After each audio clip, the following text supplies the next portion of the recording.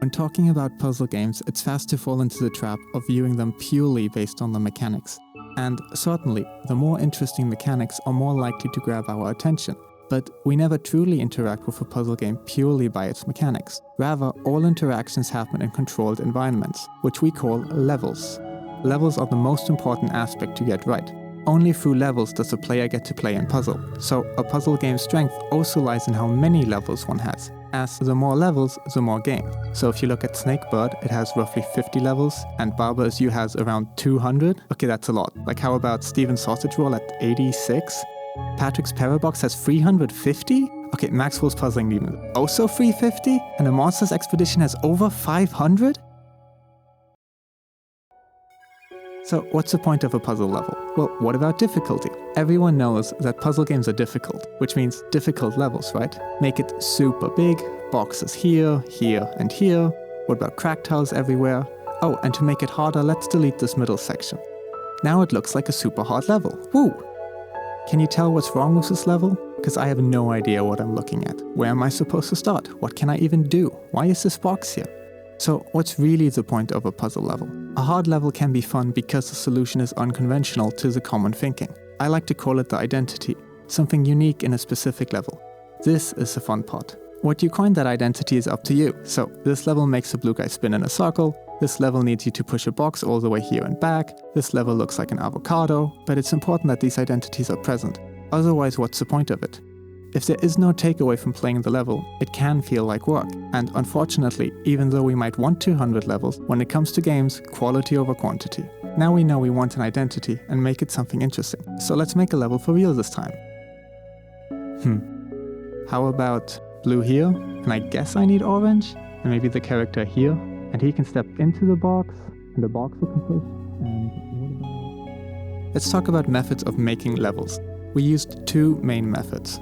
The first method is to try stuff out. Play stuff down and press play. Don't have a goal. See what you can do.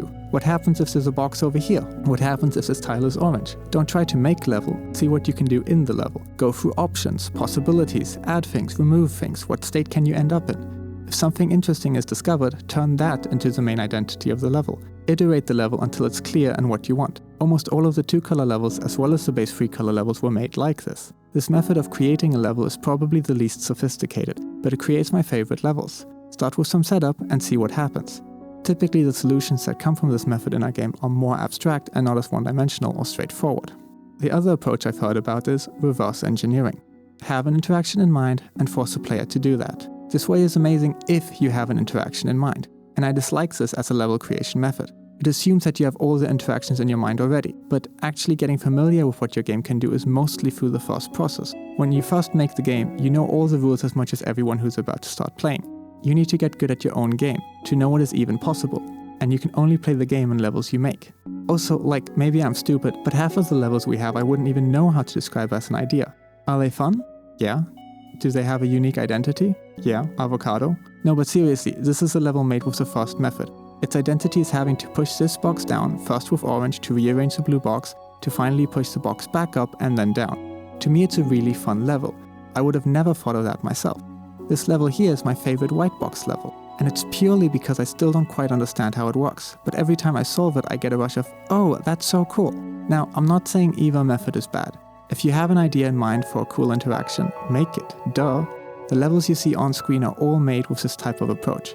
But something you might notice is that these all have extra mechanics present that allow for such thinking to be used. The levels are also very streamlined. Make interaction happen, level completed. Anyways, rant over, we've now created the base of a level. Woo! Again, because quality over quantity, let's enhance the level before moving on to the next one. So, a quick basic parameter overview. 1. Options available. 2. Number of setup steps. 3. Readability.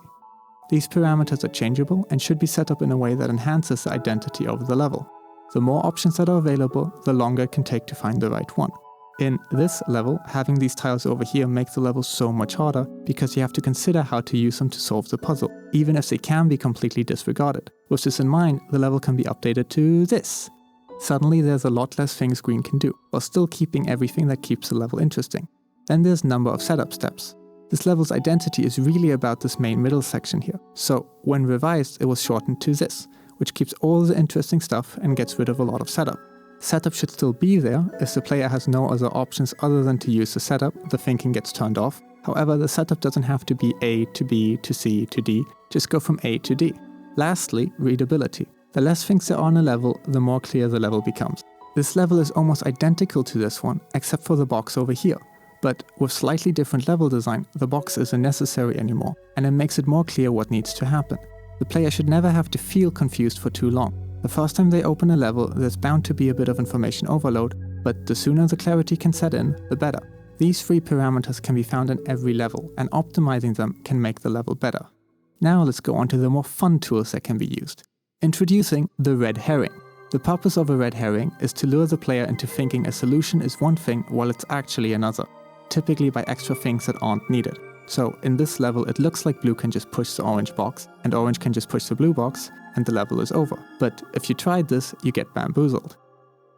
If we instead had the level like this, now that solution never crosses our mind, and instead the player tries something else first, which might instantly lead to the solution.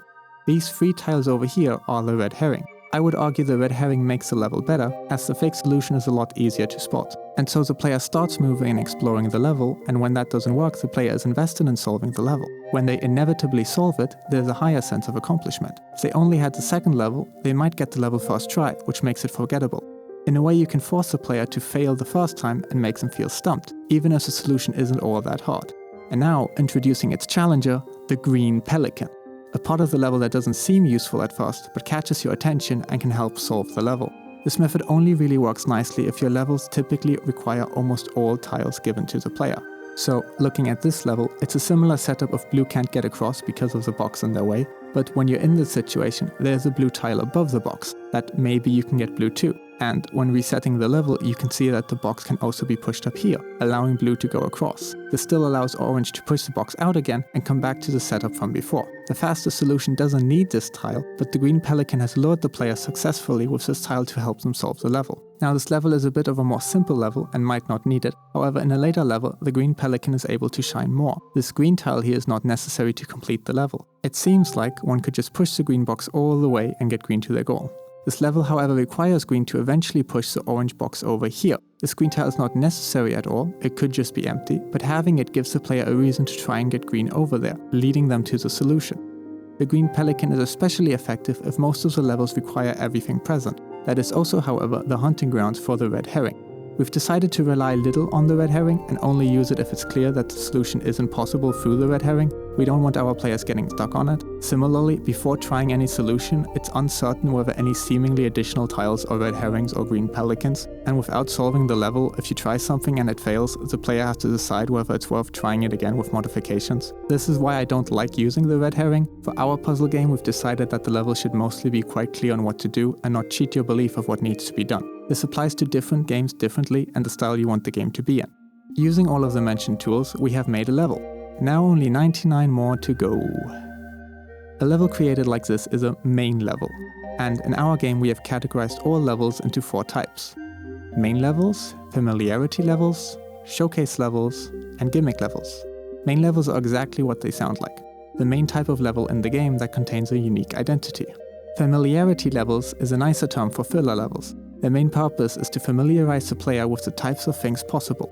In our game these are used when 3 colors are introduced. The way 3 colors can interact and move is very weird to wrap your head around, and so a couple levels exist to purely play around with it. They still have some challenge to them, but only so that the player has to play with the new type of movement. Showcase levels are used when a mechanic is introduced, or a way of using that mechanic in a new way.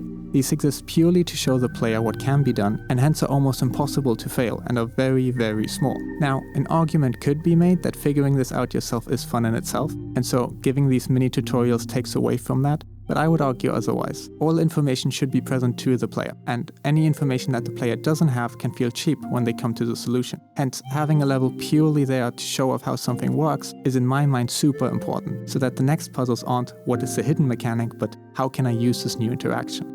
And finally, gimmick levels. These levels are far removed from the main mechanic and exist as a fun side mission. Classics like boxes galore, or how many cracks can I fit in? Maybe even get rid of the multiple colors and only have the one. And those are my main thoughts on level design. Of course, depending on the type of puzzle game, things will vary. This was a very in-depth analysis on how I made levels specifically for Colorboration. I hope you enjoyed the video. More information on Colorboration can be found in the description, and thank you for watching.